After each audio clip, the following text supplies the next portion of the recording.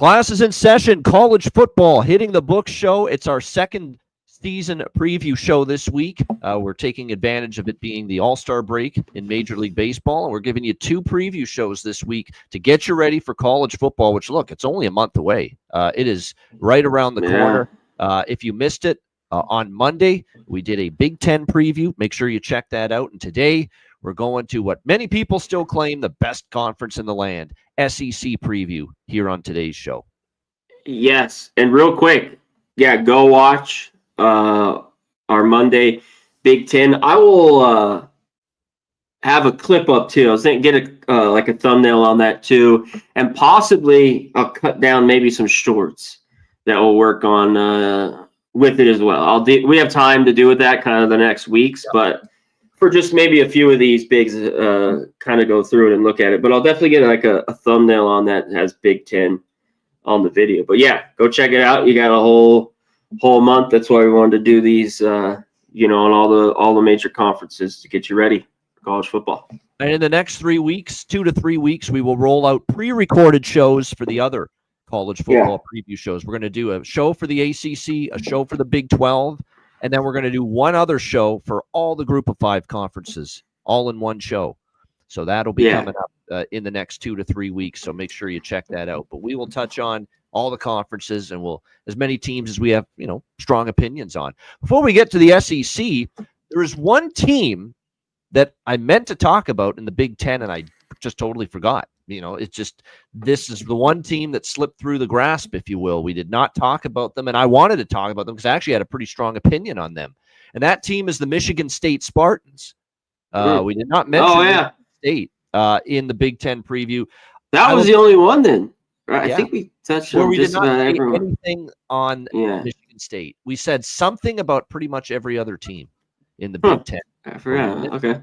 Michigan State. And I actually bet over their win total, Michigan State. And this is just a belief in the coach, Jonathan Smith, who is a guy that at Oregon State, year by year by year, they improved as a program. They were better in year 2 than year 1, better in year 3 than year 2.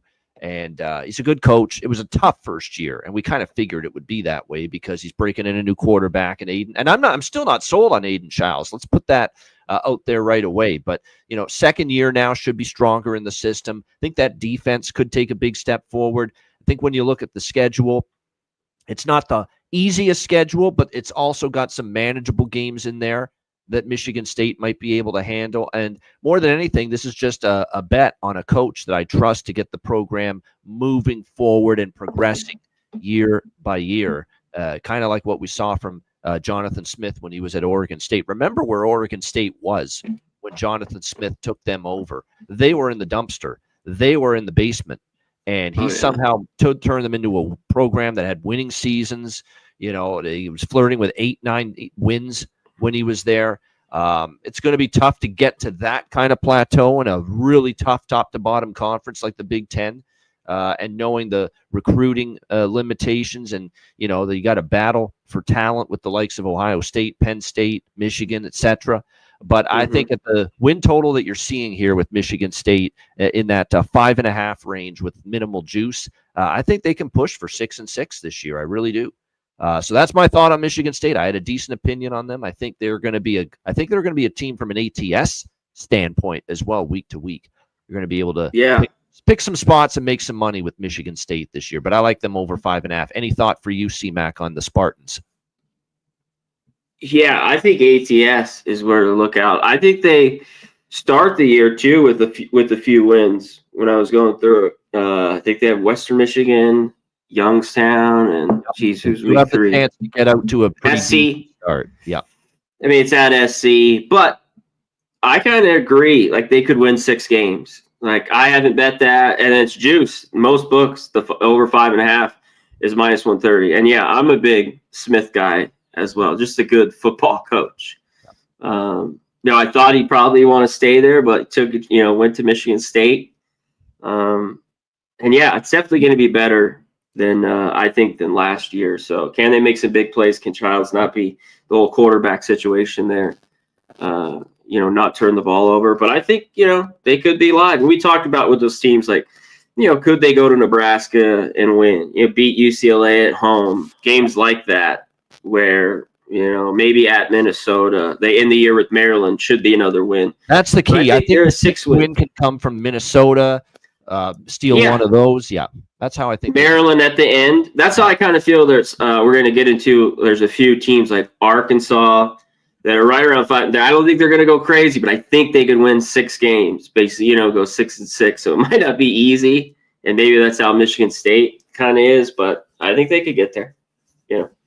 There you go. So we just wanted to mention that because we did not get at all to the Michigan State Spartans in the big. We just forgot that it's going to happen. Hopefully that does not happen here with the SEC. Well, yeah, we try to get through most of the teams. I mean, it's tough. We don't have too much. But I'm glad you brought that up because I didn't have a ton on them. But if you have a bet or a high opinion, I'm glad you mentioned it.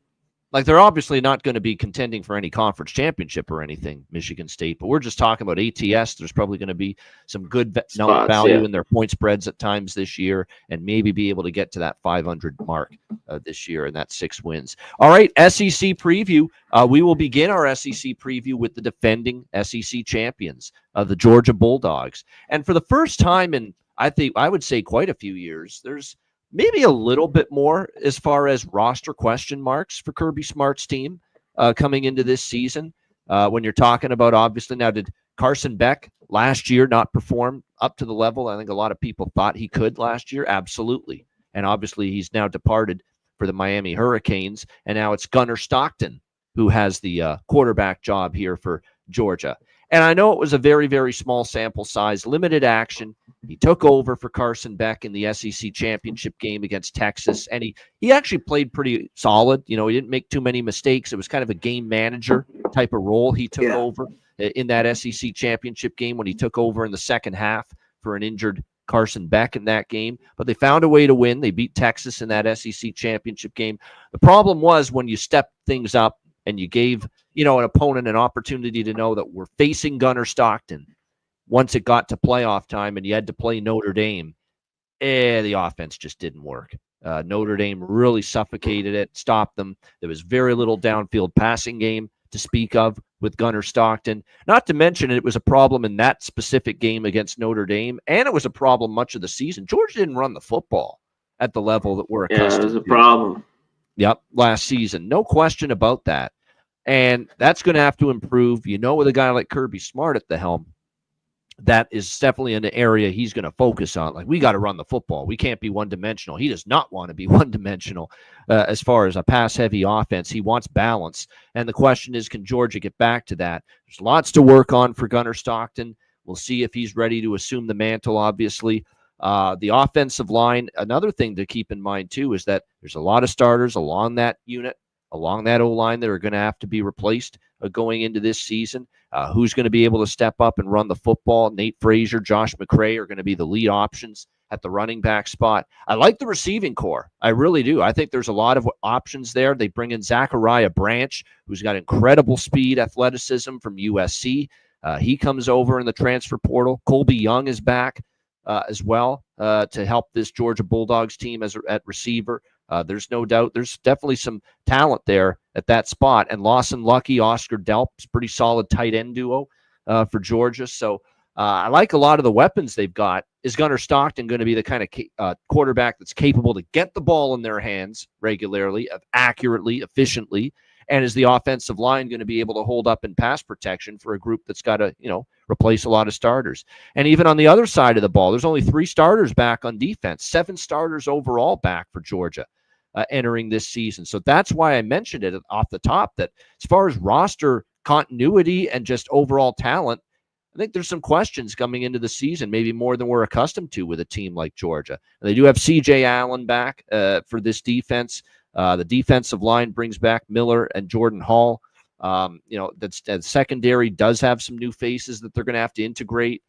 But the one thing, I'm not as concerned about the defense, even though there's only a few starters back, because Kirby's just so good with this program since day one at plugging and playing. And they're just going to have a very good defense. Maybe not right away, but that as the season goes on, that will obviously still, in my opinion, this team will craft one of the better defenses in the SEC if not the country. But I'm hesitant to go over 9.5 wins, CMAC. I mean, that is where we're seeing Georgia's win total right now, and especially with the juice, -170. Could they be 10-2 and go over? Sure. But I'm not sure I'm willing to pay -170, to find out if they go over 9.5 wins I agree. this season, especially with, like I said, some roster questions, maybe more than we've seen in the past. And how does Gunnar Stockton play? Can he give them better quarterback play? Beck did not perform at the level we thought. So maybe we have a lower expectation for Stockton because of Beck's struggles. But I didn't see a lot in Stockton, especially in that Notre Dame game, that said, yeah, I really think he's going to light it up for Georgia. It's a wait and see for me. CMAC, what do you think here for Georgia? Yeah, Beck, though, when you look back at him and the mistakes he could make, in a game, I think Stockton could be all right.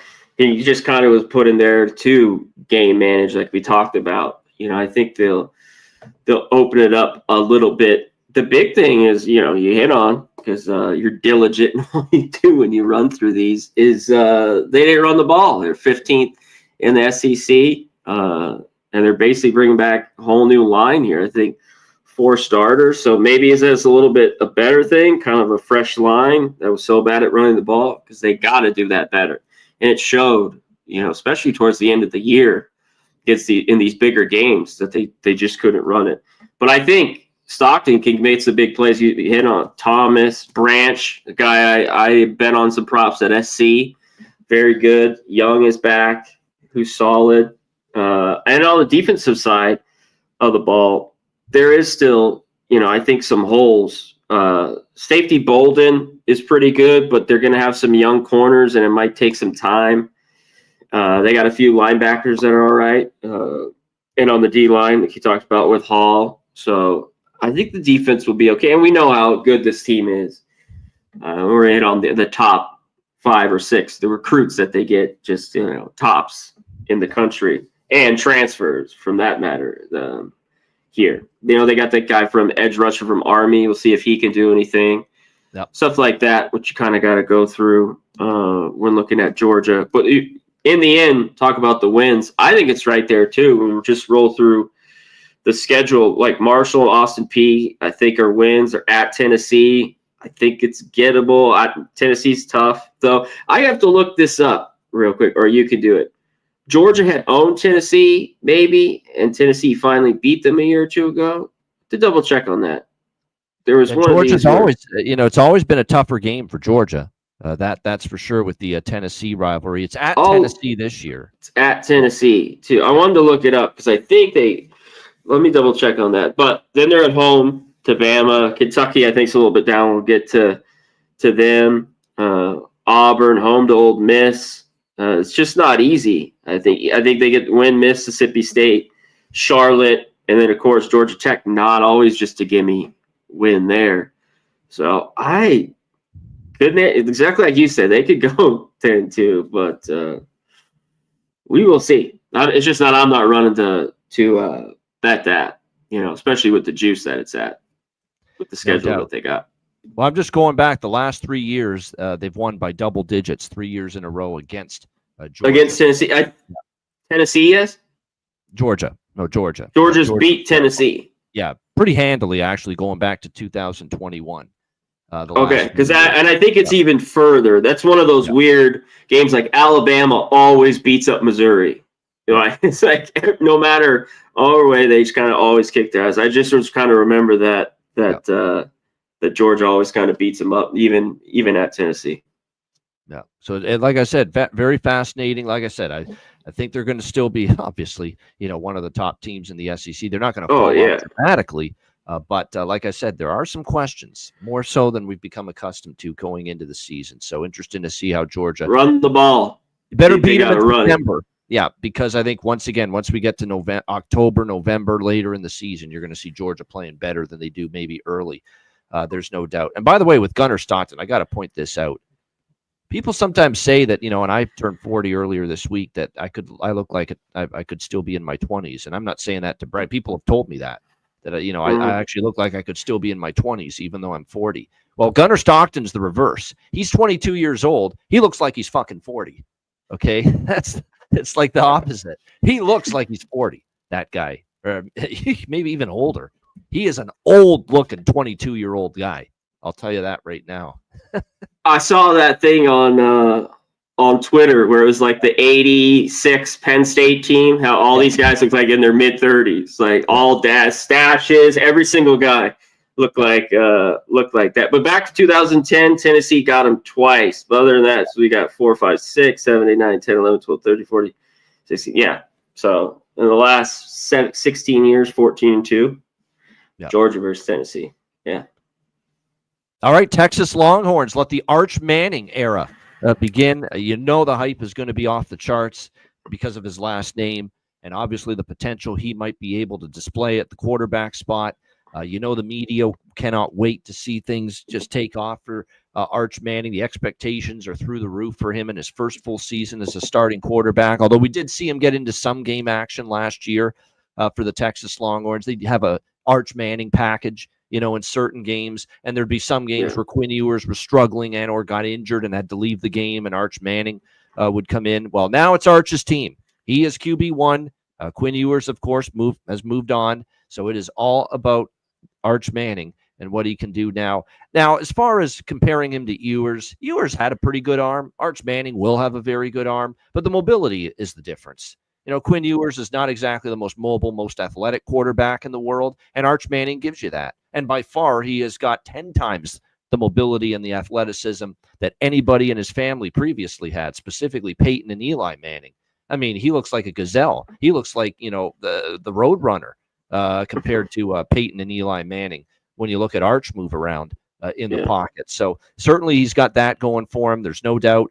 They've got Trey Wisner, C.J. Baxter, top two running backs return. Ryan Wingo, great receiver for Texas. They should have a solid receiving core, but the O-line is a concern. Steve Sarkisian's got to replace a lot there along that offensive line. 4 starters departing. So how that O-line, you know, comes together and molds early in the season will be very important for Texas's development, especially when we talk about the fact that Texas, there's no easing into the 2025 season, not when they have Ohio State right off the hop in a massive game to begin the 2025 season on the road in the shoe as well in Columbus. So that's why that O-line, how quickly can he get that group to come together in fall camp to get ready for that massive showdown, the first game of the year against Ohio State.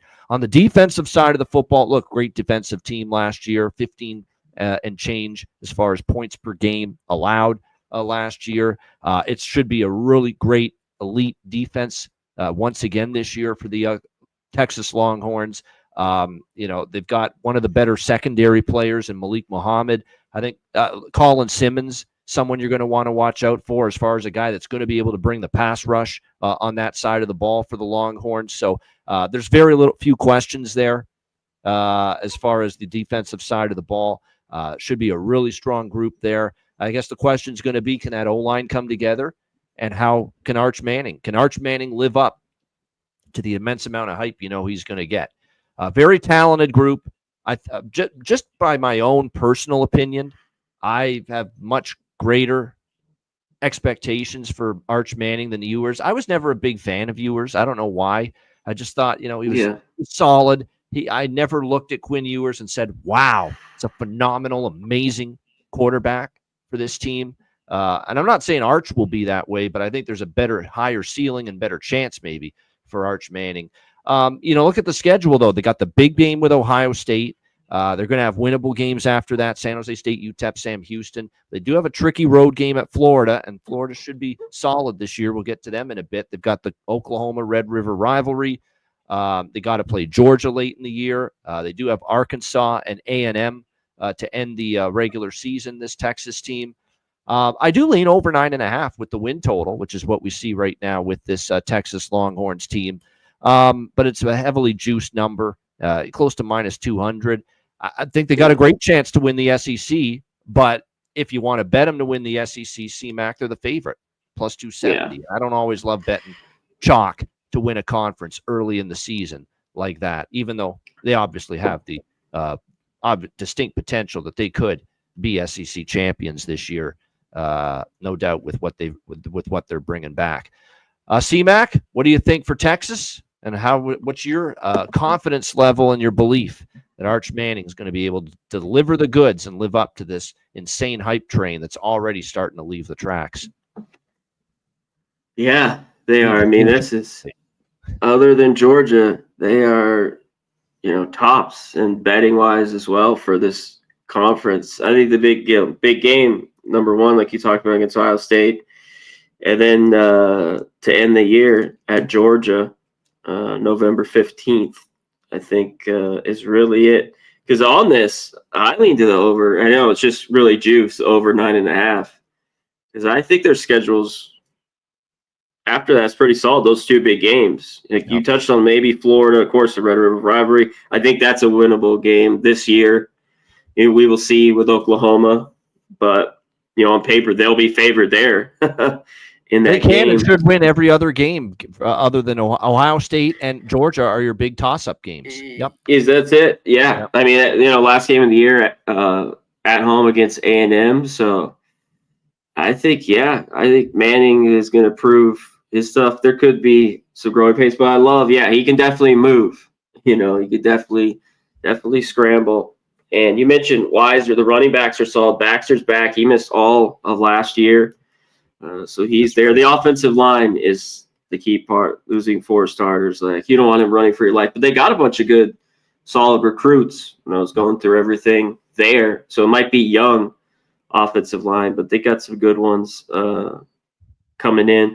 And the defense, that's what I played it a lot with I think I got better and better for the most part as the year went on. And they were great. Only gave up 4.4 yards, 15 points a game. It was basically best in the country. And they were top 10, 5 in most categories as well. So I think they're pretty good. They Simmons, linebacker, Hill, very, very good. Malik Muhammad. And they're going to miss, what's his name? Barron. The guy was really, really good. Yeah. I mean, that secondary. Yeah. So he was real playmaker for them. But other than that, I think they're pretty stout. And that front seven looks pretty good. So I think they win 10 games. You just mentioned super juice, but I think they can win 10 games here. We'll see. Week 1's always huge here. Right now, Texas, Ohio State. How can it get bigger than that? Come on, right? Shit, no doubt. That's a great game. Hype right now. It is rematch. It's a hyped week 1. There's a lot of huge games in week 1. I'm very impressed with the schedule they put together this year in week 1. There's a lot of high-profile games, big games, and you know what? Teams are more adventurous and aggressive to schedule good games against quality teams, the best of the best early on the first game because of the new playoff system. 12-team playoff. It's going to be 16 teams in the next few years. You can lose a game. You can lose that first game in a big-time game against a good team, and it's a good team. It's a lot. Exactly. And you win it, it's even better down the line. And if you lose it, it's against a great team, let's say, like we were talking about, and it's not a horrible loss. They'll go, oh, it was week 1 against Ohio State. So we lose to Ohio State, we're out of the championship hunt. That's not the case anymore. With definitely thinking to this. Yeah. The last few years we've gone to the playoff and stuff like that, where it's not like, oh, boo-hoo, we're fucked. Yeah. Now, especially with the playoffs they got going, Yeah. Exactly. So that's why we're seeing more aggressive non-conference schedules being put together by a lot of these bigger teams and the bigger games now, because one loss doesn't, end your title hopes like it used to back in the day. All right, Alabama Crimson Tide. And look, for Alabama standards, year 1 for Kalen DeBoer was not what we've seen so often under Nick Saban previously. It was a struggle. It was a grind. It was obviously not the year they had hoped. Didn't even get to the playoff at the end. They suffered some just losses you just can't suffer. Vanderbilt, of course, is the one that stands out from last year, and it was just a down year for Alabama. Their defense was good at times, struggled at other times, and you could probably say the same thing about their offense, which is even more surprising that we saw that last year, given what a great offensive mind and how well he works with quarterbacks that Kalen DeBoer is, the head coach of Alabama. So, down year, and I'm seeing a lot of the public sentiment out there. Alabama never going to be the same again. Nick Saban's not walking through that door anymore, and people have given up. They're honestly, I can't believe some of the sentiment on social media, Twitter, Instagram, you name it, that I've read, that there's a lot of people, including diehard Alabama fans, that have almost given up hope, saying, hey, Nick Saban's gone and get used to it, and we're going to see more of what we saw last year. Alabama, not the same program. I say hold the phone on that. When you look at Alabama this year, let's start with the quarterback spot. There's a lot of people saying, well, quarterback, we got to start from scratch at quarterback with Ty Simpson, who right now is leading the battle to be the starting quarterback. Are you really, really considering Ty Simpson from Jalen Milroe last year a huge decline? Really? Maybe in experience, yes. But, I mean, throwing the football, we know it was dicey for Jalen Milroe last year. And when you talk about, you've still got to respect the fact that DeBoer has consistently in his coaching career as an OC and then as a head coach, of course, we saw with Penix Jr. at Washington, how well he worked with quarterbacks and getting them to throw the football better. He can do that, I think, with Ty Simpson. I think Ty Simpson, actually, when you ask me, I think he'll have a better completion rate, quite honestly, than we often saw from Jalen Milroe last year. So, he will coach him up. Ty Simpson's probably going to be the guy that gets the quarterback spot. He's the favorite to be the starter under center to begin the season when they start against, I believe, Florida State. It is in their opener. Jam Miller and Richard Young at the running back spot. We talk about how Jeremiah Smith in the Big Ten preview is the best receiver in the country going into the season, but don't sleep on Ryan Williams. I think it's 1A, 1B. I mean, not far behind at all. Absolutely, Connor. I agree with that. Like he's not that far behind at all. That is how dynamic, explosive, great hands, just dynamic speed. He brings all of that, and it's a pretty solid receiving core led by him. And a key thing, too, for Alabama is when you look at this offense, too, Ryan Grubb, a guy that has been basically joined at the hip with Kalen DeBoer for years, until last year when he decided, I'm going to give the NFL a shot and get hired. Yeah, now he's back with him there at Washington, Yeah, with Seattle. He was there in the NFL last year. He left Kalen DeBoer left Washington for Alabama. Ryan Grubb was with Kalen DeBoer as his OC at Washington, but did not go with DeBoer to Alabama because he got the NFL opportunity. Well, the NFL opportunity only lasted 1 year, and now Ryan Grubb has reunited with Kalen DeBoer at Alabama this year and will once again not only be his assistant head coach, but the OC again. And let's not forget how great that partnership was in the Washington years. And I think part of the reason that the offense maybe took a step back, and this may be a little slight on DeBoer, but Ryan Grubb was a big part of it too. And so I think just having Grubb back in the fold with Kalen DeBoer, with him being by DeBoer's side again, that's probably going to help this Alabama offense, in my opinion. I think when you look at it, they've got their left tackle back, they got their center back. The offensive line looks better on paper this year to start the year than it was to start last season, so that's a positive. And I think when you look at the Alabama defense, down the stretch, they struggled early, but I thought they played better and better and better. In fact, I think you put more fault at the feet of the Alabama offense later in the season than you do the defense, because I thought the Crimson Tide on defense did get better last season. There's no doubt. They should, again, it's a second-year coordinator as well, Kane Womack, so there should be a lot more familiarity, cohesion. 7 guys are back on that defense this year. So the bottom line is I think we're buying low on Alabama. People have just, because it's the Saban factor, they figure that, wow, Saban was great every year. We're in the playoffs every year. We're contending for national championships every year. And then because we don't contend the very first year under Kalen DeBoer, we're never going to contend again.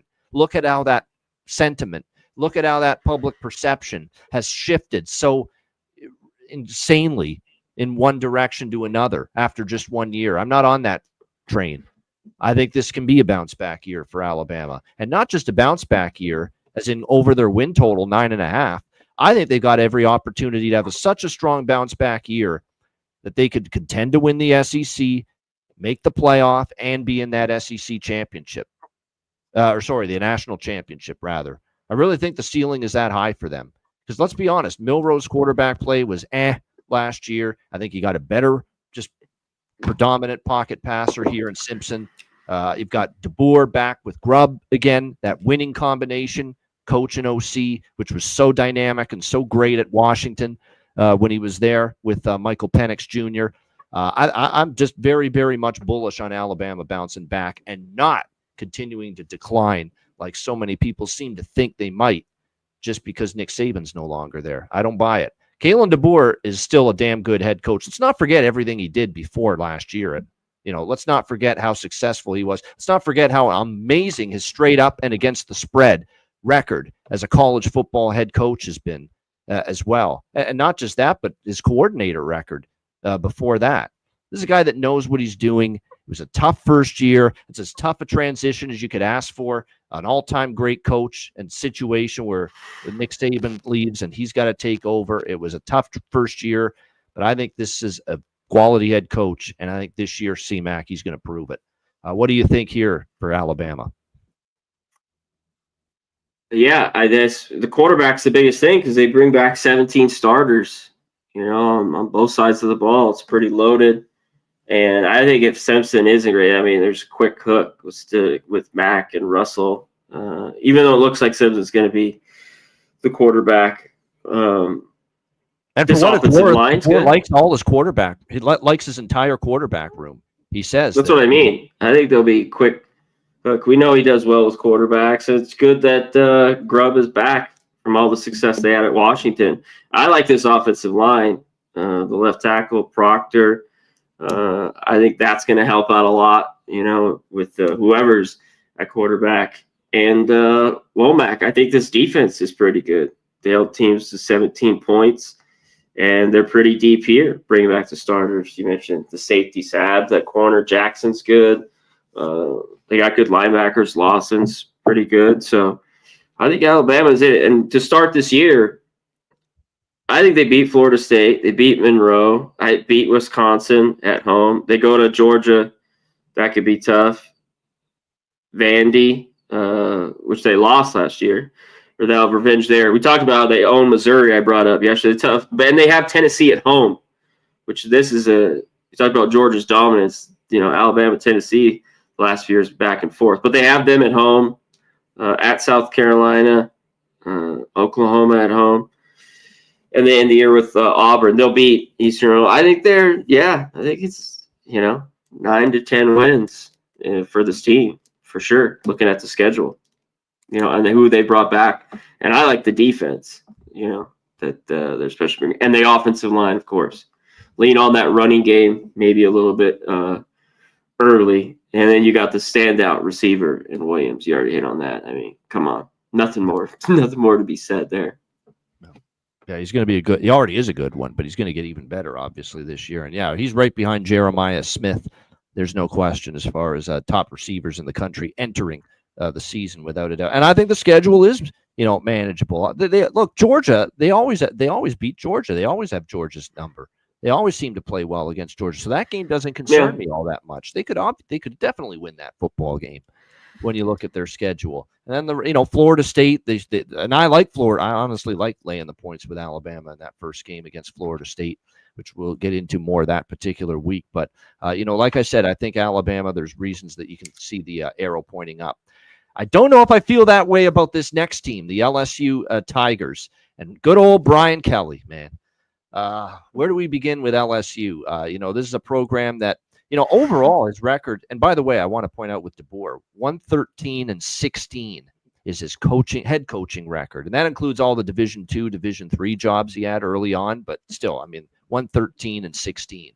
That's his head coaching record. So let's not put Kalen DeBoer in the casket just yet, after what happened last year. As far as LSU is concerned, yeah, Brian Kelly, we talk about how they've been good. They've had some good seasons, some winning seasons, but they're not in the business of just having winning seasons.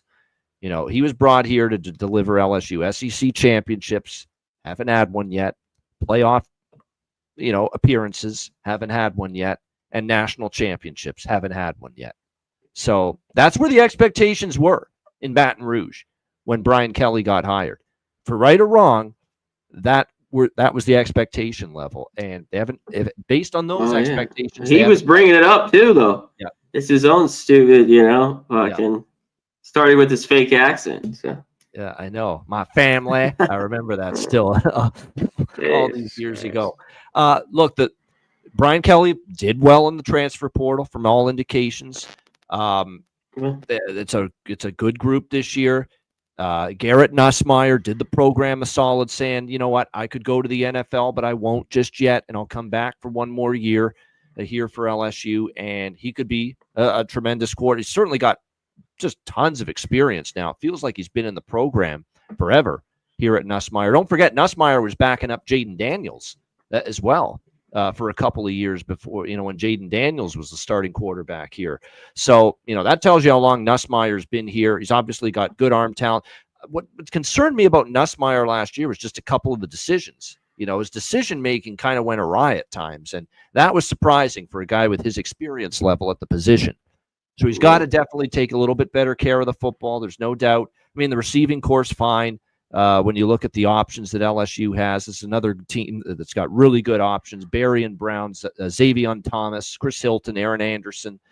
Well, really good receiving core. There's no denying that. Caden Durham going to be the lead running back for them going into this season. They do have 4 new starters along the offensive line. So a little bit like Texas, who we talked about earlier. How quickly does that new look offensive line come together here for the Tigers this year? The defense is going to make or break this football team, like it always does. And it's broke the football team more than it's made it, the last few years, because the defense has just sucked, unfortunately, too often. Now, last year it was a little bit better, but it still wasn't great. And in every big game they played against a great team with a great offense, C-Mac, there's LSU getting ripped on the defensive side of the football. It happened again last year. There were a couple of games that the Tigers played last year in those big showdown games in the SEC, and their defense just got eviscerated, annihilated, crushed in those games. They were moving the ball up and down against them, the bigger team, the better teams in the bigger games against LSU, and that's got to change. If you're going to win those big games, those games you need to, if you want to be an SEC champion, be a playoff team, and contend for a natty, the defense has to shore up, period. And if it doesn't happen, it's going to be the same old song and dance this year for LSU. Now, that they like the looks of things here, as far as they made some nice additions in the transfer portal along the defensive line. They've got a lot of talent in the secondary that they're very high on. A couple of guys from the portal. They have a 5-star freshman in Pickett that's ready to take a spot in that starting secondary. And, of course, they've got the Weeks brothers, led by, of course, Whit Weeks, who was just probably their best defensive player last year for that LSU team. So there is talent there, but I said that kind of the last couple of years, that there's talent there to make this a better defense, and for whatever reason, we don't see tangible improvement in that defense for LSU. So I'm telling you what, it's under or pass for me, C-Mac, with LSU. It's at the point now where no more giving you chances to prove me that you're good. You got to show it to me that you're good, okay? And you got to show it to me that you're ready to beat great teams in this conference and just great teams, period, and especially the coach, Brian Kelly. Win a big game, will you please? And you could see right from the onset last year, from the very beginning, the opener, where he's slamming his fist down on the table after the loss in the very first game of the season last year, that, here we go again. After that USC loss, 27-20 at Allegiant Stadium there in Las Vegas. Here we go again with Kelly and LSU. Same old shit. Not able to win the big one. Not able to beat the best teams on your schedule. That's been a constant for this program under Brian Kelly. And if it doesn't change again, it'll be another season below expectations. C-Mac, what do you think here for LSU? Yeah, it's not an easy start. Is that Clemson game at Clemson, this first game, or is it a neutral site game? That game against Clemson is Death Valley. It's at Clemson. It's a true home game for Clemson. Yep, Memorial Stadium. Yep. I just think they win 7 games. They have La Tech. They're at home against Florida, Southeast Louisiana at home. At Vandy. They go to Alabama at home against Arkansas. I think they win 7 or 8 games. Nussmeier's going to be good. He has all the weapons. Because there's no Georgia on it. There's no Texas on it.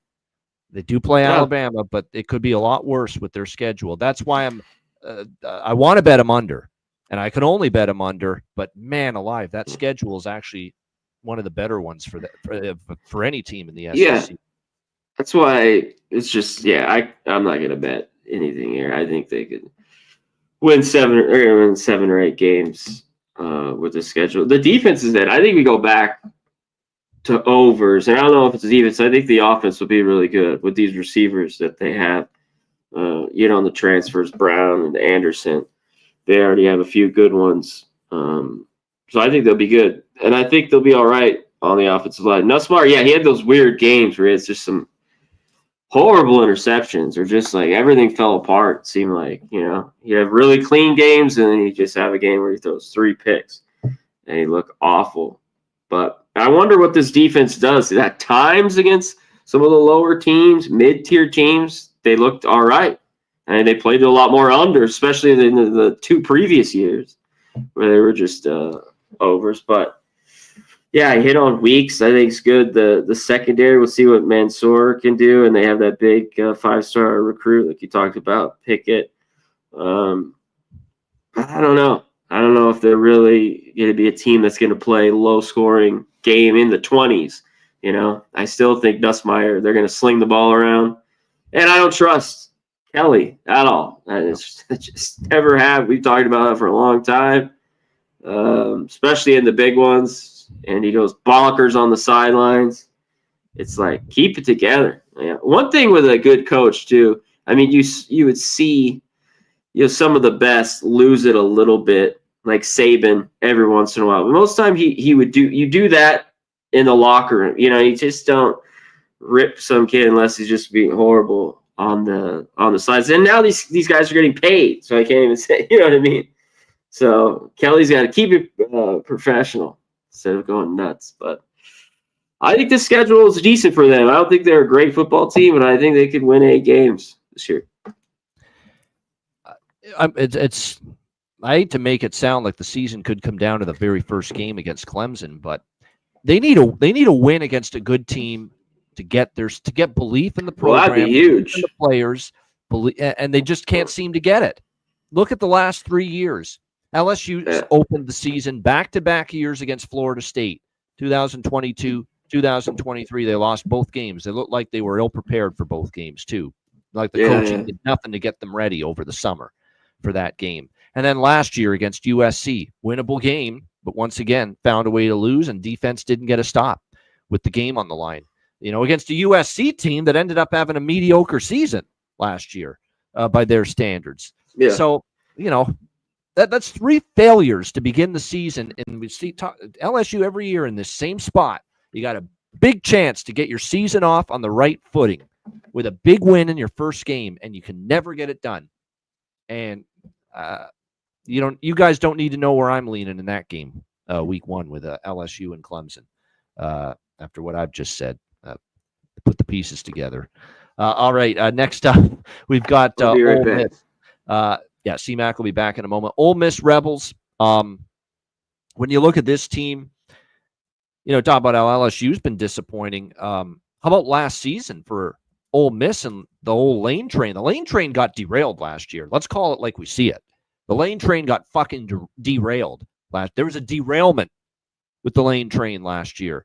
Because when you look at what that team had at their disposal going into last season, the roster was loaded. They were as good in the trenches as they had been in a long time at Ole Miss in Oxford. Offensive line, defensive line. The schedule was manageable. It was one of the easier schedules in the SEC last year. You brought back a veteran and a high NFL draft prospect quarterback back in the fold last year as well in Jackson Dart. I mean, you had all kinds of things ready to be a hell of a team last year, and you fell short of expectations. 100% you did, last year. I know they still ended up 10-3.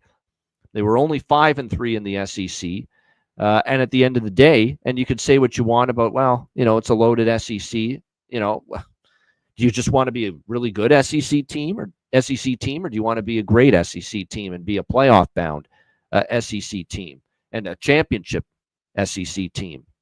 They clearly showed last year they're not there yet. And that was an Ole Miss team that had a lot going for it. Quarterback, great roster, a manageable schedule. only for them to once again not even make it into the college football playoff in a year where finally the playoff was expanded to 12 teams and still couldn't make it into the playoffs. So, like I said, it's that felt like a season where we just swing and a miss. It was there for us. Should have at least been able to make the playoff, and we didn't even do that.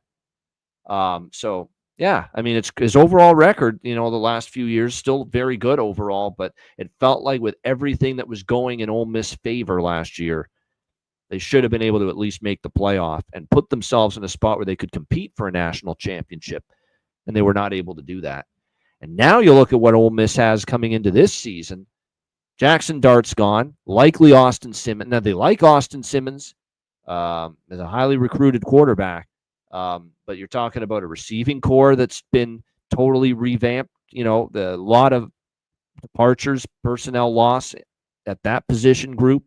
The offensive line is rebuilt this year after being a very strong group as far as not only talent, but roster chemistry and continuity last year. And now you got to rebuild a little bit along that offensive line.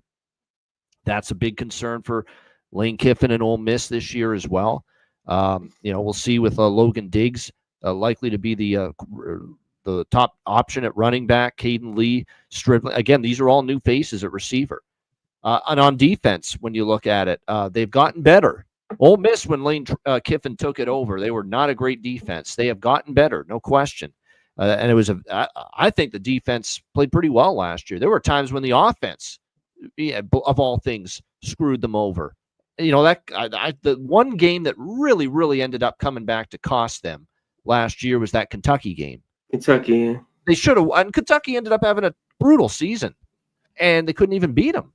And that ended up being that you cannot have that if you're Ole Miss with the roster they had, the quarterback they had. You got to find a way on your home field as well to win that game against Kentucky, and they couldn't. And it's probably the game that kept them out of the playoff last year, losing that game, which they shouldn't have lost. And so, you look at last year, it was set up perfectly for them. Now you got a new quarterback, you got a rebuild O-line, you got a brand new receiving core. You've got a major, major rebuild on defense coming your way here as well, with only 2 starters back. And that was a defense that actually carried them at times last year when the offense, of all things, was bottled up and struggled at times and sputtered. Secondary's got new faces. And, with how teams can throw the football now, that's got to be concerning as well. There's a lot of negative factors I've got regarding Ole Miss coming into this season. Their win total is 8.5. And my first thought was, well, right away, I've got to look under the total. And I think I still might get there with it. I'm definitely considering it. And I probably still power through and bet it. But I will say this about Ole Miss is that the schedule is not the worst thing for them this year. No, when you look at how they start, Georgia State, Kentucky, Arkansas, they could win all 3. And I'm not a big Arkansas fan this year with Sam Hart, with the coach there on the hot seat at Arkansas. I'm a little worried there. They've got LSU. They do play Georgia and Oklahoma back-to-back weeks on the road. That'll be tough. But South Carolina, Citadel, Mississippi State at the end of the year in the Egg Bowl. Unfortunately, I see a schedule where they could still find their way to 9. And that's, with all kinds of roster concerns that I have for Ole Miss this year. The schedule is very friendly for them on paper, especially when you compare it to other schedules that other teams have in the SEC.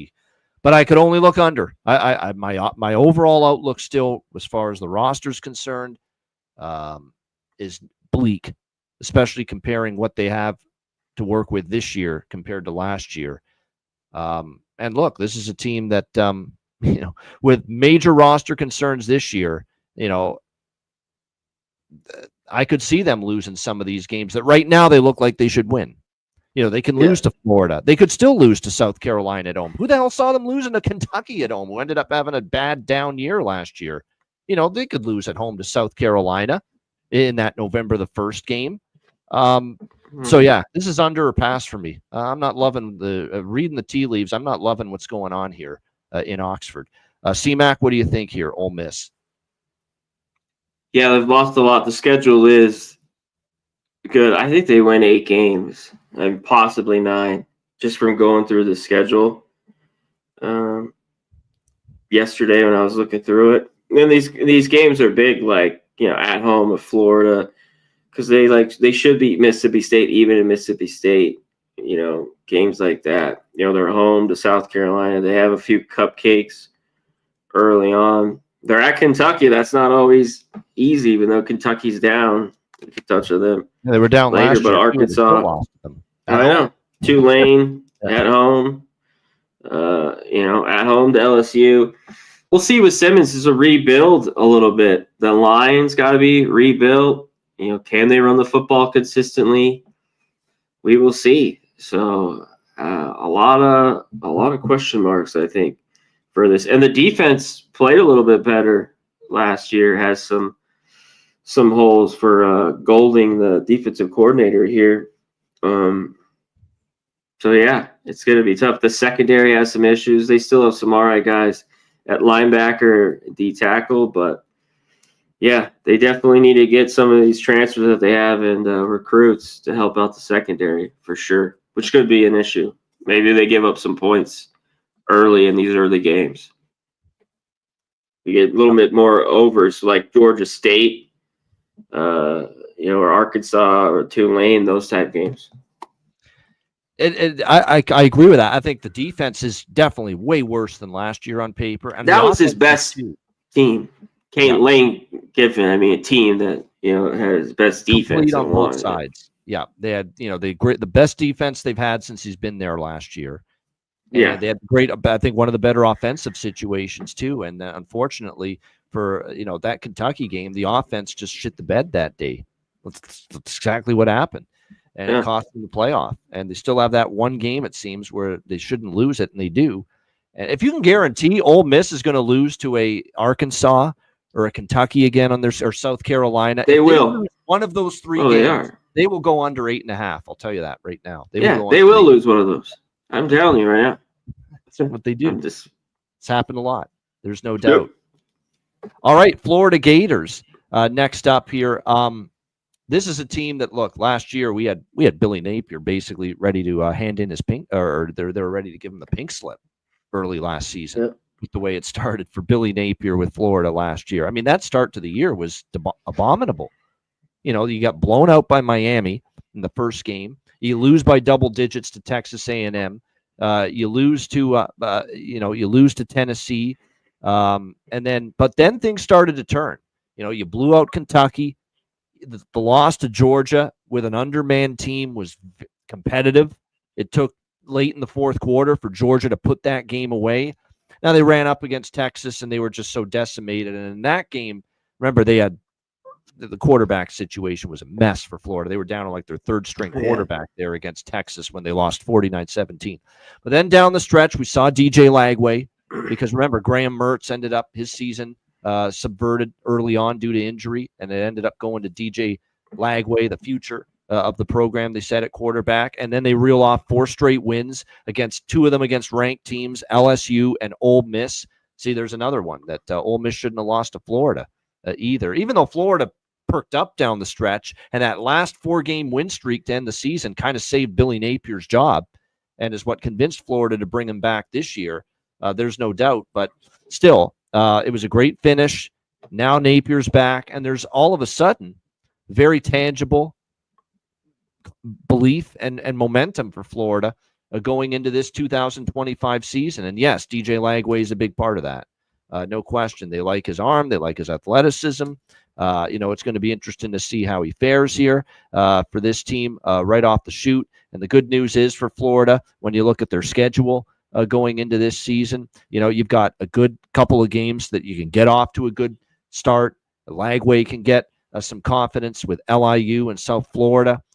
At LSU even could be winnable. We know how Brian Kelly spits the bit in some of these games half the time. So, Miami, we still got to see with their defense, and obviously they don't have Cam Ward anymore at quarterback either, the Miami Hurricanes.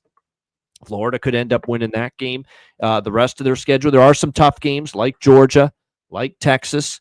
Those won't be easy. But I think every other game on their schedule, they can win, Florida, honestly, this year. And that's going to be the interesting part coming into the year. Another thing, too, with Florida that's very interesting is You know, they should have a very good offensive line, really, really strong, in fact. So that's very, very positive, too. It's an experienced group. It's a group that got better late in the season last year. No question about that. Watch out for Jaden Baugh at running back for this Florida team. We saw him start to really make inroads late in the year. We saw his ability, what he can do in the open field. And that is going to be significant, I think, going into this year. He's definitely got the chance to be an impact running back for this team. And they do want to run the football. Yes, they're going to throw it, but the running game is always going to be a component of Billy Napier's offenses. So it'll be interesting to see if Baugh looks the part like he did down the stretch last year, where he just went off late in the season running the football for Florida. No doubt. The defense, they couldn't stop anything early last year. And then all of a sudden, late in the season, they turned things around, and they were just a lot better late in the year on that defensive side of the football.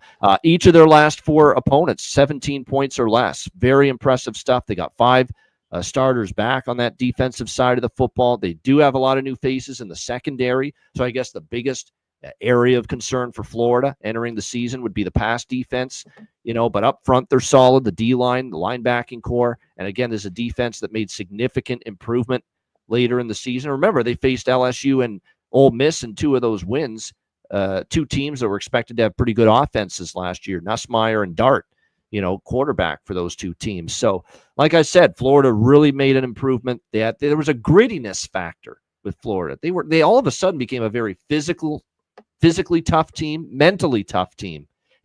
They hung in there for so long against Georgia. They ended up getting the upset wins against LSU and Ole Miss. They turned into a very gritty football team. And that's why I'm believing in them. They showed that no-quit attitude where the season could have really gotten out of hand. But they rallied around Napier. They saved his job. They rescued it for him. The win total, 7.5. I think there is a pathway to 8. I really do for Florida as far as wins on this schedule. So I like the over 7.5. And if you're looking for a longer shot, SEC bet, or a longer shot to make the playoff, why not Florida? Plus 340 to make the playoff. A very, very enticing, 20-1 in that 16, 18, 20-1 range to win the SEC, depending on which book you're dealing with. That's the kind of value that starts to get me excited. And I'm not saying Florida's going to win the SEC. I'm just saying there's value there at the prices you're getting to win the SEC. I think 340, 350 to win the playoff. Why not? Or to get to the playoff, I should say, to make the playoff. Why not? I think what we saw to Florida last year, late in the year, is more the Florida we could see this year. C-Mac, what do you think for the Gators? I don't know about that. I don't really trust Napier. I mean, they rallied behind him. This team played well, but we'll see long term. He was out the door. Leonard Skinner. Oh, they were ready to hire the next coach after those first few games last year. There's no doubt. They were just ready to make the move. Yeah. And then the run happened. Yep. But LIU is a win. They beat South Florida. At LSU will be tough. I think it's a coin flip with Miami. I think they lose even at home to Texas. At A&M, it just gets tougher. I think they beat Mississippi State, who's obviously going through some pains, and they're at home to Georgia, at Kentucky, at home to Tennessee. Of course, they play Florida State at the end of the year. I think they could win 8 games as well. I don't know if I could bet it here. And I got to see more of Lagway consistent. Like, can he be healthy? The one thing that's great is the running backs here with Bob Wilson will be back. He was out for a while. I think the running back's good as the offensive line. I think it's one of the top 3 in the SEC. What they have back, and is the defense for real? That played so well those last 4 or 5 games, like you talked about. Turnovers were huge. They were flying around the ball. It looked like just a totally different team from the first half when you saw them in September. So, I don't know. I think there's some question marks, but I think they're a 7 or 8 win team for sure. It's always tough to see, in the SEC, they just beat up on each other. Yeah. It's just like when we go through these teams, it's not easy. They're all playing Ole Miss, at Tennessee, Georgia, shit like that. Now you have Texas in there, of course. So, and they have a little bit concerns on the secondary, and I think they'll be all right. There could be some growing pains a little bit early, with that secondary there. All right, so those are the main group of teams from the SEC. The teams expected to be, in the upper tier of the SEC. So we'll go through any teams that we have some opinions on the rest of this conference. CMAC, we'll start with you. Whether you're look at them as a bet on or a bet against team, what are some teams that stand out to you here for the rest of the SEC? Yeah, you know what? I kind of want to bet against South Carolina here. I wonder if their defense is going to be that good. They've lost some pieces, but they still have good. I mean, they held teams to 18 points per game. You know what I mean? They ran the football really, really good. That was a team I kind of wanted to go into a little bit more when I was going through it. I saw something. See how they look. 5 of their top 6 tacklers, as far as number of tackles last year on defense, 5 of the top 6 are gone. Yeah, that's what I mean. It's a little bit. Yeah. And they're big guys. The D tackles that were good in the linebackers, those are the guys that you're talking about. Have departed, and their big safety that was really, really good. Beamer on defense, 100%. Yeah, so I'm kind of like, I think South Carolina could be in, kind of a 6-6 type team, right around there. And I think are they 7.5? I thought. South Carolina win total is currently at 7.5, shaded to the under slightly, -1. Yeah. Yep. I'm leaning under. If this what's going on a little bit, especially without maybe the defense could still be okay with what they're dealing with. And they're always, one thing is their home field is always great. It's not easy to go in there and just, pull out wins. So, but I thought that's a possibility. I was looking at South Carolina's under there. That was about it for these. We can kind of rip through the rest. Go ahead. Yeah, I would agree with that. That's an under that I agree with as far as A&M's an interesting one. Yeah, I know. I do like Mike Elko. I'm kind of tempted by an over with them, but I don't know how much I believe in Marcel Reed. I really don't. Yeah. What about Reed though? Do you think he's talked about Lagway? Someone hit it in the chat for us. Like, is he for real? Jerry Davis? I have more higher ceiling on Lagway than Reed. I do too. Like if he's healthy. Yeah. For sure. But like there's flashes with Reed, but it's like, is he going to be just like maybe a middle of the road college quarterback, which kind of looks at, or, that. So, but he's shown these flashes of playing well and then kind of looking bad. So yeah, go ahead. Because Mike Elko is a coach I want to bet for improvement after last year where it wasn't quite the year they hoped for. But again, I've got some concerns about what we're going to get out of Marcel Reed. When you look at them on I thought the defense was solid for much of last year, although there were just times when the offense bogged down and defense got tired, later in games, and it just ended up being a team that wore down. The schedule, when you look at it, it's pretty amazing that, they do play Texas at the end of the season, but there is no Alabama. There is no Georgia on this schedule for the Texas A&M Aggies, but they do have a tough non-conference game at Notre Dame. Which won't be easy. But you see the win total here for A&M just because of the coach, and we know what he did at Duke. That you got to lay a price -160, 65, but I lean over 7.5 for A&M. I think they can be. I do. I think they could get over just because the UTSA, Utah State, of course Notre Dame. But Mississippi State, I think, is another win. They're Arkansas, gettable, tough game. I do not like Auburn. I'll be flat out. I think Auburn's gone. Yeah, Auburn could be a win. Few years. Yep. They beat Samford, and they're at least at home to A&M, and then on the road to Missouri. I think they can't. One thing too is the backfield's deep.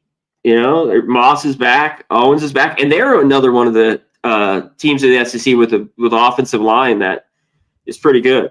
They bring back a bunch. There's some good recruits and transfers. So the offensive line for A&M, I think, is a big part in that, and get that running. It's big. Just lean on that running game. Make Reed not have to throw the ball around everywhere.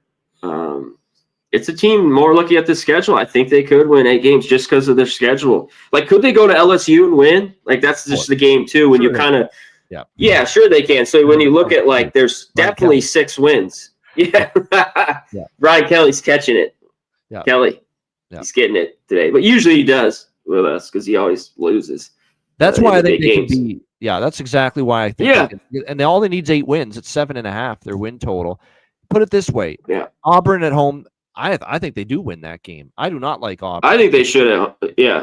That home game, I think they win that. Mississippi State, I think, actually could be better this year, but I don't know. I think that A&M should still beat. They win that at home. I think Florida is a good game at home. I think the Arkansas game is always a tight football game. That one. Then is that Jerry's World here? That one's at Fayetteville. That's going to be. It's at Fayetteville. Okay. Fayetteville for Arkansas. But and then to end the year. CMAC with Arkansas. Here's why I think A&M could beat Arkansas on the road. I am done waiting for Talon Green to be a proficient pocket passer. I'm done. Oh, yeah. I'm finished. I've seen it. I've seen enough. That's it. You've had enough chances. You cannot throw the football a fucking lick half the time accurately. Yeah. I'm done. It's a rough watch. But I think there's the 6 or 7, and then there's these games after those at LSU, at Missouri, and at home against South Carolina. I think that makes or break it right there. Those 2 those road games, and they're at home, South Carolina, like, they get 2 or 3 of those, they win 8 games. So the schedule is favorable. I think it's a team that can get over the 7.5, just looking how they look. And I'd love to see how this defense kind of goes. So how stacked they were with, the DN, those big DNs, Scroot, Nick, Scroot, all that, that was all the hype with them that played so well. So they do have some turnaround when, kind of looking at it. I don't think they had big-time receivers last year, A&M. They didn't lack speed. No, they're going to run it. But I like that they brought in Concepcion from NC State. I think he's going to help them. I think that's a good move. Yeah. Get him the ball. It was tough for him when they could at NC State. He's a playmaker. That was just who get him the ball, especially last year, a little bit the year before that. But he's a playmaker. So if Reed can get him the rock a little bit, I think that could be big. But I still think they're going to lean on running it. So we'll see. Reed's one of these guys too that how he'll play a little bit. It's kind of like a question mark. Just from looking at the future, I mentioned Florida. I took a nibble in that 15 to 20 to 1 range. A&M is one I'd maybe take a nibble on in that price range as well, as far as SEC win and to make the playoff. And the other team I would look at even further down the board in the SEC to maybe not win, probably not win the conference, but maybe make the playoff at least, or go over their win total. But even at 24 to 1, 25 to 1, I did take a small sprinkle on them to win the SEC, and that's Oklahoma. And I'm not a big Brent Venables guy. I'm not. I'm really not. He's had a tough time here, but I love the situation on offense. It's John Mateer. The guy's one hell of a competitor. He's got great ability to move and run with the football. I think he's going to continue to improve throwing the ball. We saw improvement last year, later in the year with Wazoo. The Wazoo offensive coordinator has gone to Oklahoma with John Mateer. So that's a guy that's going to know the playbook, know the system right away. That's a positive right away for Oklahoma going into the season here. And look, Venables has not been successful as a head coach here like he was as defensive coordinator at Clemson all those years under Dabo Swinney. No one is going to argue that. And that would be the anti-Oklahoma argument, that can you trust Venables here, who's absolutely on the hot seat. One more down year at Oklahoma for Brent Venables. He's out on his keister, in my opinion. After this year, but he's got a good situation on offense with Mateer coming in. I love that they brought in Jaden Ott from Cal. Let's just let this guy stay healthy at running back. He can really improve that run game. The O-line and out of the pass. That was one problem though. Real quick, they didn't run it with Cal. It was very strange last year. I mean, he's such a good receiver, but I think if you could bring that back real quick on Ott, I think that will help out them a little bit. For sure. The O-line and the receiving core was a problem last year, but there was a lot of injuries too.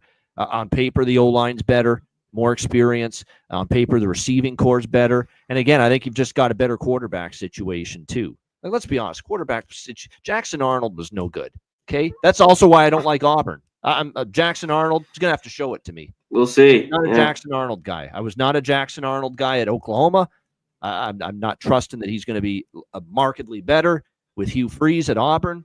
And then Hawkins was a mess throwing the ball too last year when we saw him down the stretch for Oklahoma with weak arm and bad decisions and interceptions, the whole bit. Mateer is a clear upgrade from anything they had at quarterback last year. And I think the defense is still going to be pretty solid. Remember, the defense kind of hung in there last year for Oklahoma. Defense was very good, in fact. Last year when the offense didn't do much at all. Yeah, there were times they got worn down and teams were able to move it against them. But then you factor it, and there's another one of Alabama's bad. We talked about how it was a tough first year for DeBoer.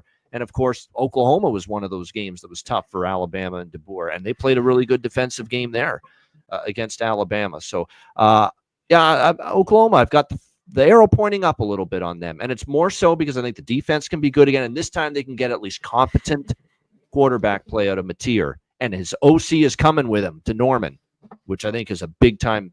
It boosts his confidence level. Arbuckle? Ground running. Yep. Arbuckle, Yep.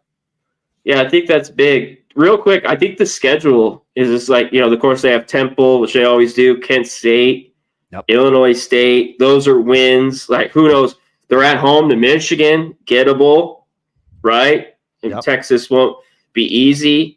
At South Carolina might be a loss, but at home to Ole Miss, we already hit on them, how they'll be. Then they play Bama, of course. And, of course, that Michigan home, will be big. That second game, with Michigan. Yeah, that'll be big. But Texas, and then to end the year, I think they win 7 games here. And the defense you mentioned, now they've lost some. They're still pretty good up front, though. And some in the secondary, the Bowman brothers are good. So it was like the bad teams, they played well, those low-scoring games with Arnold. The offense just wasn't there. The receiving core is what the problem was. Stretching the field, they didn't have anything. So they kind of need to get going with that. They have a couple transfers here, right? At least they're healthy. They have Burks. They have a couple coming in. I was checking out earlier. That's going to help them out. But the offense, like the defense had to keep them in those games a little bit, and some of those mid-tier type teams. And Mateer, it's going to be cool to see. Can he run around? And, it's just a little different atmosphere than Washington State. But if he can, more speed on defense to corral that run game and then the quarterback run. So, how does that translate? It's a good point. Good question. We'll have to wait. I think they have a nice little schedule that they have 5 games I think they've already won and probably 3 to 4 toss-ups, looking at that schedule, right? Right. Yep. I think so. 4 or 5 for sure wins. Tennessee's interesting. I'm a little bit more pessimistic than optimistic when it comes to Tennessee. I think the defense, could be decent, although I think there's better defenses. I'm not totally sold on Joey Aguilar, quite honestly, taking over for Nico Iamaleava, who, as we noted in the Big Ten previews, now with UCLA. Aguilar is just a lot of inconsistency, at least when he was at App State. I saw a lot of inconsistency. There's no doubt. But I think he's spot for hype. Bad. Nico Iamaleava left. He had to scramble to find a quarterback. He wanted one with some experience, and he ended up landing on Aguilar. And although Aguilar does not move the needle a whole lot for me. So I'm more pessimistic than optimistic on Tennessee, C-Mac. What say you? Under. Aguilar, I don't think he's very good. Like, it's just, and we'll see how it goes, but I think they'll look somewhere else early if he doesn't get it done. I've seen enough from him in his college career with Tennessee. And what can they stretch the field with them really there, and the receivers that they have? I think the defense, is all right. It has some holes. I thought the defense played well, especially early in the year.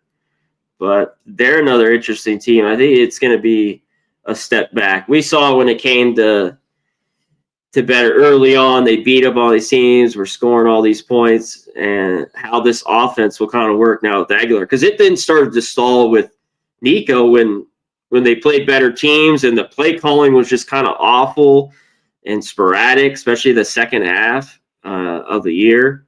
They had some losses, so I think there's some question marks, even though there's some talent with Tennessee. That's an under for me.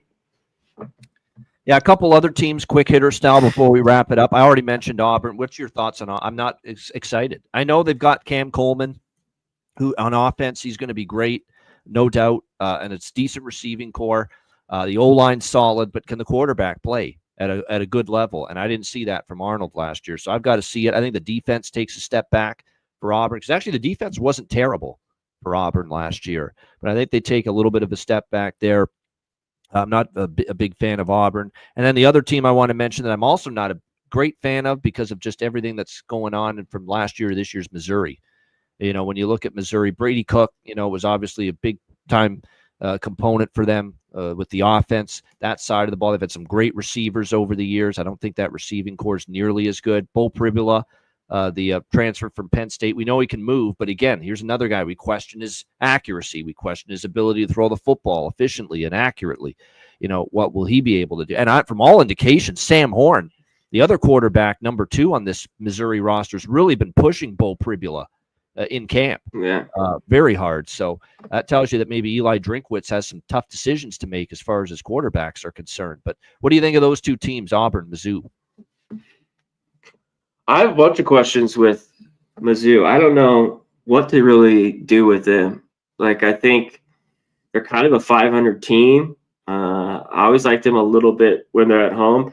I'm a little down. I think Auburn is the question mark. As good as Hugh Freeze, I think, is a solid coach. He's like, recruiting has been really good, but they just haven't been good. They've back-to-back losing seasons. It just has been like, it just hasn't delivered really on the field. They've been bad the last few years with turnovers. I mean, one of the biggest turnover teams in all of the country. And watching them, I mean, I think it was last year. It was the year before. They lost right away to Cal. I mean, they could just have issues, I think, to start the year. They got Singleton from Georgia Tech, I think, solid. But, yeah, I got to see more from Jackson Arnold. Then it just might be a tough situation there, you know, with Auburn to make plays consistently. And if the offense struggles, they're going to have to lean on their defense even more, you know, that played all right, you know, where they give up 23 points a game, 24 points a game. And they only bring back, I think, 4 or 5 starters with this team. So they got a couple good defensive linemen, but I don't know. I still think some questions in the secondary. So, yeah, I think it could be tough for Auburn this year. Do you have their schedule too, real quick? I will just bring it up fast. in just a second here with this. That's the great thing is I've got all these different pages for all the teams and schedules included. Oh, I know. Yeah, huge game. This is a game that's going to set the tone for the season for both of the teams, Auburn and Baylor, head-to-head in the first game of the season. That's a kind of a game to week one no one's looking at. Yeah. In Waco. That's a good game. People will not talk about it compared to some of the others like Notre Dame, Miami, and Clemson, LSU, and some of Texas, Ohio State, but they should be. That's a big game for both of these programs, Auburn and Baylor, head-to-head to begin the year. And you know what's even bigger? When I was looking through that first game, week one, was because their schedule's decent. Like, hey, they've lost to Ball State, some of these games, but they have Ball State at home, South Alabama. I mean, we've seen them lose to New Mexico. They're not playing them, but, you know, it's tough. At Oklahoma, at A&M, they're at home with Georgia, at home Missouri, at home versus Kentucky, at Vandy. They should win Mercer. I just think it's like those are 3 wins and maybe a couple more. 5 wins, 5-win team, maybe 6. Unless we see some really big stuff from Arnold and this defense. That's where I kind of think they are, a 6-win team here. That's why I think with Auburn, 7.5, I'm leaning under, hard under. Yeah, I mean, can they get to 8? I think there's those 3 games where they win 3 or 4, and maybe they beat Kentucky at home, something like that. Like they have these spots. You know, Auburn's at Arkansas, but Yeah, I don't know. 8 Here's to the, top. and Missouri, I lean 7, under 8. too because I'm not. So I've got to see it from Pribula. I don't like the passing. And here's the thing: with Michigan last year, the defense was very good. They could not overcome quarterback situation that couldn't throw the football down the field with any sort in the of end. consistency. They couldn't overcome that, and I worry about that a bit with Missouri because I think their defense is actually not that bad. But that's why they're an under team. Look, game totals under for Missouri this year. I think they could be one of those unders where their defense is actually all right, but I think they're going to struggle to throw the football at times with Pribula. Auburn could be an over team because I think their defense does take a step back, and I definitely think that South Carolina could be as well. Mississippi State, Jeff Lebby. Blake Shapen's going to be back. Remember, he got injured early last year. I think the offense, year 2 now at Mississippi State, so that'll take a step forward. The defense was horrible last year, and I think it'll be better, but how much better? Is it going to go a little bit better? And that's what I think. I don't think it's going to go leaps and bounds better. It's just going to be a little bit better, and that's not going to probably be good enough for huge improvement, factoring in how tough the SEC is. So I still think they're an over team. They'll score points. Mississippi State, they'll play tempo. But boy, oh boy, that defense, definitely has a long way to go. There's no doubt. Kentucky, I don't like. Sure. I do not like Calzada. I've seen enough Zach Calzada in my life.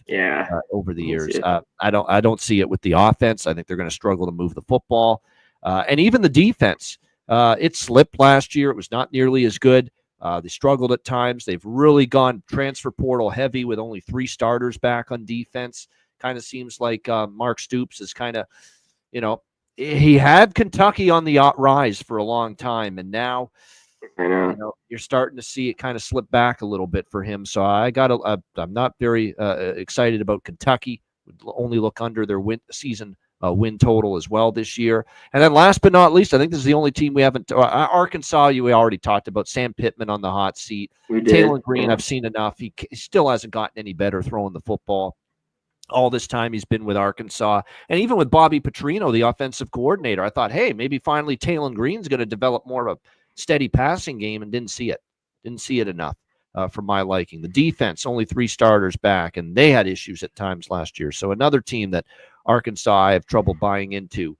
Vanderbilt I do buy into a little bit more. Now they will regress, I think, a little bit from last year. Yeah. But when you've got a coach has done a nice job considering it's Vanderbilt, and the guy that was there before him did nothing in Mason. It was a disaster there for him at Vanderbilt. For Clark Lee, you got to give him credit that he even got Vanderbilt to a level last year that they had the season they had. No one thought that kind of season would happen anytime soon for Vanderbilt. Have a winning record, 7-6, get to a bowl game as well. And look, he's still got his veteran quarterback that played a huge role in helping turn that program around a little bit last year to respectability, at least, in Diego Pavia. Diego Pavia is back once again at quarterback here for the Commodores this season. So that should help. He took over the play calling duties last year, and as a result, we saw a big improvement in the Vanderbilt defense last year. So it'll be interesting to see how it goes. They got 7 starters back on defense as well. No question. I think they're going to be all right on defense. Yeah. The concern would be, like, they got Cedric Alexander running back. They got Stowers at tight end. They've got some good playmakers at receiver on the edge, at wideout. But they do have a few new starters on the O-line, and we're going to have to see if that unit can come together again quickly for Vandy. Real quick, I kind of put Vandy down a little bit. The 4.5's juiced.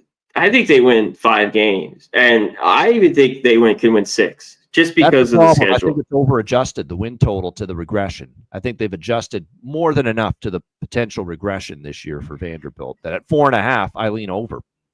Yeah, you're going to have it juiced. And then now the 5.5's, plus 135 in that range. So you could kind of do both. Look around. Yep. But they beat Charleston Southern. They're at Virginia Tech, which isn't easy. They play Utah State. And that's why they pulled off some upsets last year. Can they not beat Missouri here at home? They have Auburn at home. They got Vanderbilt at home. You know why? The offensive line is an issue. I think the rest can work with. And the defense, like you hit on, has 7 starters. I think will be all right. This is a defense that was pathetic. They gave up 35 points the year before and only gave up 23. I talked about all last year. I took bunch of the team total under. We were all over that with taking Vandy and the points. We'll see. They might not be as good, but I think the Just defense will amazing in be the underdog role last year. Yes. Oh Absolutely. yeah, they're going to be dogs a bunch, and I kind of want to look them to regress, but I think they could win 6 games with this schedule because I'm not getting Pavi. The kid's tough. Like the offensive line, he might be running for his life. Now this goes under if he gets hurt, or we have something like that, which kind of it works with when you take these win totals. But you tell me you don't want this guy. He's just a gamer. Big games. Is the backup, and he's got limited experience. So very. It would be a problem. Pavia goes down. Look out. Yeah. They got their safety's good. They got a couple of good linebackers. Patton was solid. I think with the schedule, as long as Pavia is healthy in there, even though he could be running for his life a little bit early. And that's how they were different. I talked about all last year. They cut down the games. They slowed it down. Hand the ball off. They ran the clock down. Like that's why it was all over their unders. Right. Totally different than the past of Vandy getting down and throwing it. It was running it with Pavia. It really shortened the game, and we'd see these 2017 type games with Vandy. They covered or won, and I think they could get to 6 wins. Maybe not more than that, but I think they could get to 6 if Pavia's healthy. You think so too? Yes, I do. 4.5, even 5.5 at plus money. I would look at over. Yeah. Over or nothing for me when it comes to event, especially when I've got so many opinions on these other teams, CMAC, that aren't overly optimistic. I'm not overly optimistic in Arkansas. I'm not overly optimistic on Missouri. I'm not overly optimistic on Auburn, Kentucky. So if all of those teams are going to have a hard time consistently winning games, someone in the bottom tier of the SEC, the bottom half of the SEC, is going to have to win some games.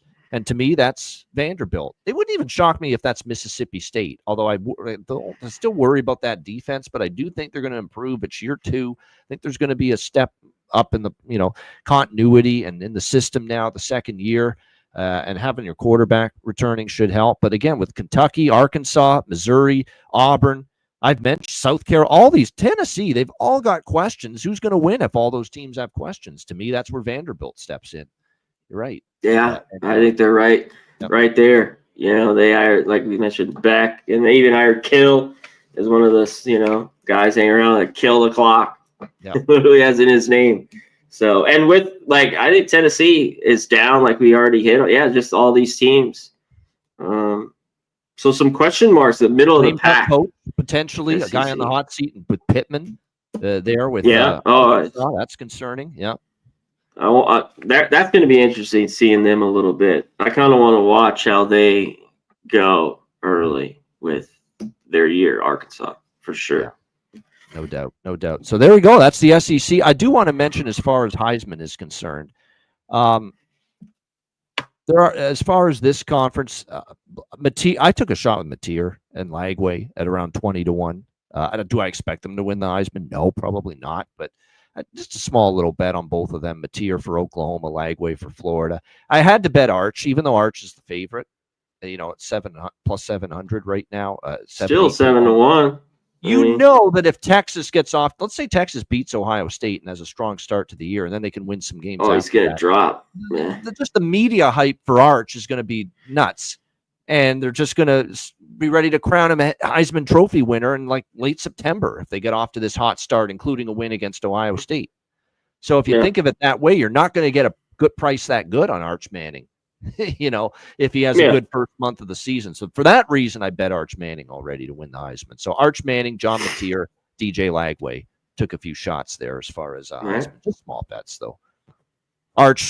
Look, if Arch is even good, let alone great or excellent, and Texas has a really good year, he's probably going to win it. Because this is all media voting for the Heisman. And they'll bend over backwards to give Arch Manning the Heisman this year. You can write that down. Oh, yeah. They'll eat it up. Yeah. The media. No doubt. For sure. Hope you guys all ate it up in this SEC preview edition of the College Football Hitting the Book Show. Shout out to everyone in the chat. We appreciate you joining us. Old E, Zoe, Sean Kelleher, Jerry Davis, Jeff Matthews. Appreciate all you guys joining us here for this edition of the College Football Hitting the Book Show. We will be recording the next editions of the previews that we do. We've got one for the ACC, one for the Big 12, and then we'll do one for the Group of 5 conferences. We'll record those pre-recorded, and then we'll post them on the page once they are ready to go. So that's coming up in the next few weeks. Appreciate the belated birthday wishes, and we'll be back on Friday with our regular MLB edition of the Hitting the Book show post All-Star break as MLB returns to action on Friday. And we'll be back to break down the Friday card in MLB in just a couple of days. So make sure you're there with us for that. For Connor Mack, I'm Ian Cameron.